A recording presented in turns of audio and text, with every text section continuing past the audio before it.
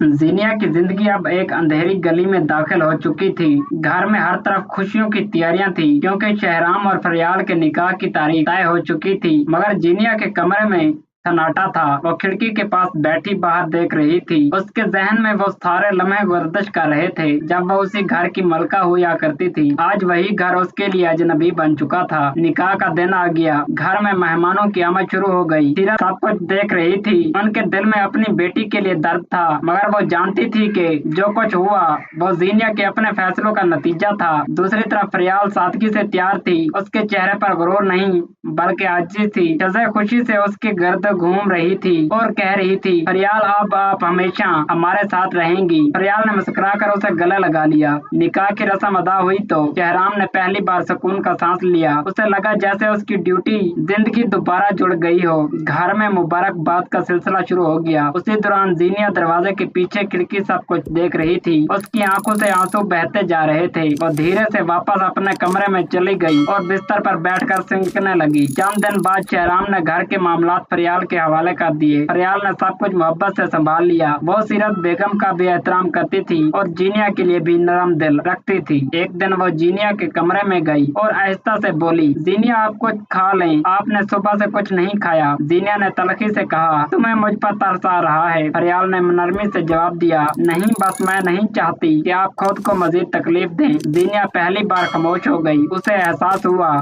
कि जिस लड़की को वो अपनी दुश्मन समझती थी वही आज उसके लिए फिक्रमंद है। इधर जरार और महक यूके मुंतकिल हो चुके थे। वहाँ से वो वीडियो कॉल पर सबसे बात करते और अपनी नई जिंदगी की खुशियाँ बांटते। घर में माहौल अब पहले से बेहतर हो चुका था, मगर जीनिया के दिल में पछतावा बढ़ता जा रहा था। वो अक्सर रातों को जागती रहती और अपने घर पर होती। एक दिन जीनिया ने अचानक घर छोड़ने का फैसला किया। उसने एक छोटा सा बैग तैयार किया और चुपके से निकलने लगी, मगर दरवाजे पर शहराम आ गया। उसने सख्त लहजे में पूछा, कहाँ जा रही हो? जीनिया ने आंखें झुकाकर कहा, मैं यहाँ रहने के काबिल नहीं रही, मुझे जाने दो। शहराम ने सर्व आवाज में जवाब दिया, यही तो तुम्हारी सजा है, तुम यहाँ रहोगी और हर रोज अपने किए को याद करोगी। जीनिया वापस अपने कमरे में चली गई। उसने पहली बार खुद को आईने में देखा और आहिस्ता से कहा, अपनी जिंदगी खुद बर्बाद की। आने वाले दिनों में जीनिया मजीद तन्हा हो जाती है, जबकि शहराम और फरियाल की जिंदगी में मोहब्बत बढ़ती जाती है। घर में एक नई खुशी की खबर आने वाली होती है जो सब कुछ बदल कर रख देगी, और ये खबर सुनकर जीनिया का दिल मजीद टूट जाएगा। कुछ ही महीने गुजरे थे कि घर में एक नई हलचल महसूस होने लगी।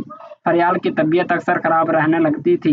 कभी चक्कर आते, कभी कमजोरी महसूस होती। सीरत बेगम ने फौरन उसे डॉक्टर के पास जाने का मशवरा दिया। शहराम भी परेशान था और खुद उसे अस्पताल ले गया। चेकअप के बाद जब डॉक्टर ने मुस्कुराकर कहा, मुबारक हो, आप माँ बनने वाली हैं, तो शहराम की आंखों में खुशी के आंसू आ गए। फरियाल ने झुकते हुए शहराम की तरफ देखा तो उसने मोहब्बत से उसका हाथ थाम लिया।